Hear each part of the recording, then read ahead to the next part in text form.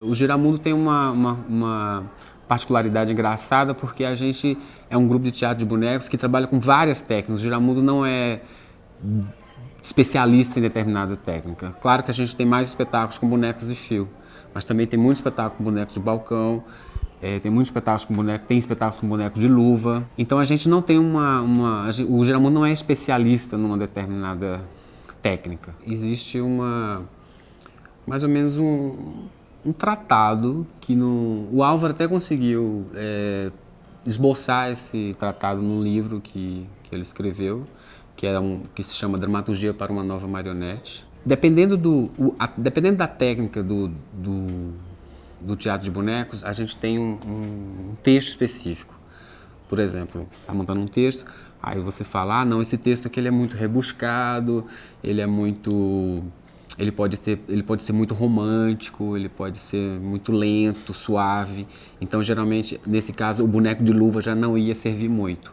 A gente ia precisar de um boneco que desse essa delicadeza dos movimentos. Que um bom exemplo seja o boneco de fio, que tem movimentos mais leves, é um boneco que não é muito rápido, ele é um boneco de movimentos suaves. Então, se você pretende isso para a sua cena, então possivelmente não é uma boa indicação você trabalhar com boneco de luva. Se você quiser um boneco mais preciso, um pouco mais realista, onde você vai ter um cenário dentro de todas as suas características, aí você opta pelo boneco de balcão, que é um boneco baseado naquela técnica japonesa, que o manipulador segura o boneco pelas costas.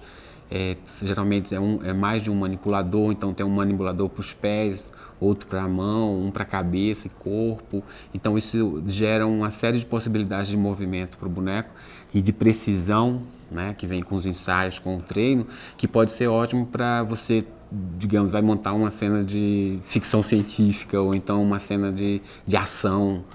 Então é um exemplo bom para você lançar a mão daquela determinada técnica. Na minha opinião, como marionetista, que isso varia muito de marionetistas, né?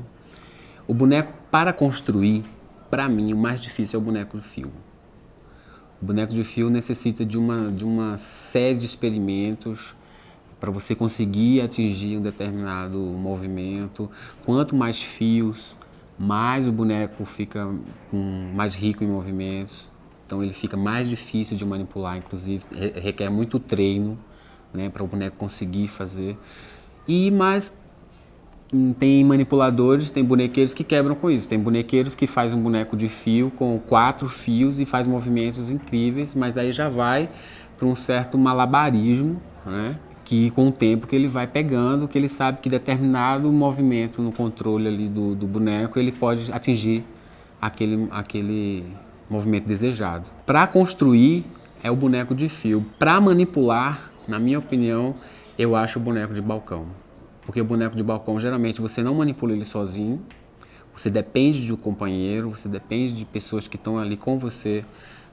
Dificilmente se manipula um boneco de balcão sozinho.